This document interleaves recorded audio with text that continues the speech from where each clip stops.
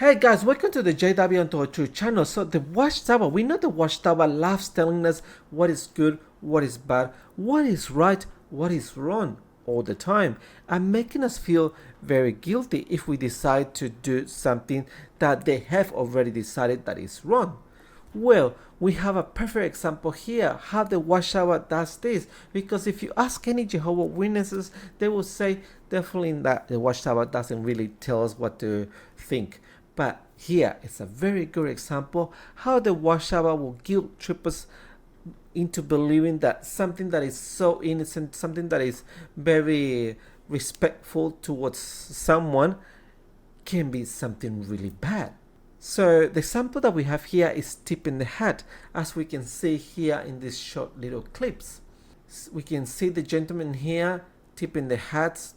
We got a few different sort of styles of tipping the hat.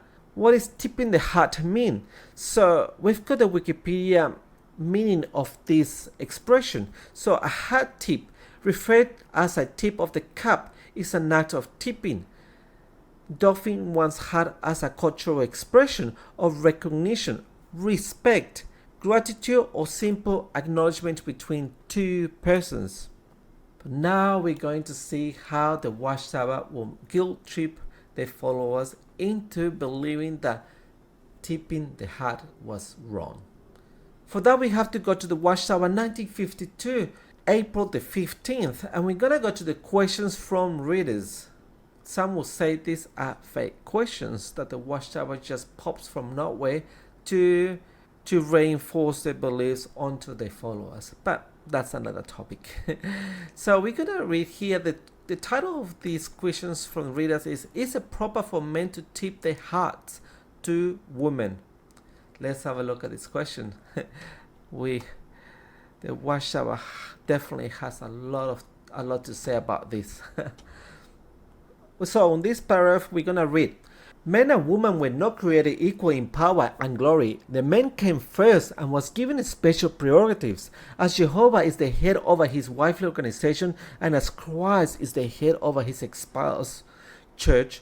So the man is the head over the woman. It is the woman that is commanded to show respect and recognition of the man's position of headship. A woman who rebel at it and not so much rebelling against men as they are against God. Wow, Jesus Christ, that was powerful if you ask me. Let's read another paragraph here. But in this world Satan has reversed matters. Starting from Eden, he has pushed the woman ahead of the men, exalted her above men, and used her to bring about the downfall of men dedicated to Jehovah. He has flouted God by reversing the positions of the sexes, but he is very subtle about it, camouflaging his work under the guise of harmless customs. Many customs are harmless, but when they contradict a theocratic principle, Satan is behind it to discredit God. He is past master at such deception. In this particular matter, a hat tipping, he appeals to the vanity of women and the so-called gentlemanly qualities of men, and any man who does not comply with the subtle custom is considered crude and discourteous, disrespectful, or womanhood. So out of fear of what others may think, the majority fall into conformity. So let's read the last two paragraphs now. Some might argue that the friendly nod of the head came from the practice of bowing, but the nod is given regardless of sex. By both men and women, it does not exalt the woman. If hat tipping were done by both men and women to each other as mutual greeting and show of respect to each other, at least it will be exalting one above the other. When a customary show of respect is performed between men as well as between men and women, when it does not set the woman apart for special honor because of her sex, then it does not seem scripturally objectable. Hat removal would be too inconvenient for the woman. Then why is the man that is supposed to rise when a woman enters a room or comes to or leaves the table, and never the woman? Is it too inconvenient again? Is she pinned to the chair as the hat is pinned to the head? What custom does exist whereby women show respect to men? The absence of any is not just by chance, but is satanic, designed to theocratically elevate the woman above the men. In many ways, Satan has taken the woman from the position assigned by God, taking her from the home and its duties to put her into politics and commerce and religious leadership, and thereby cause much of the modern breakdown of the family front. Oh my God! Jehovah, or the watchtower has cracked it.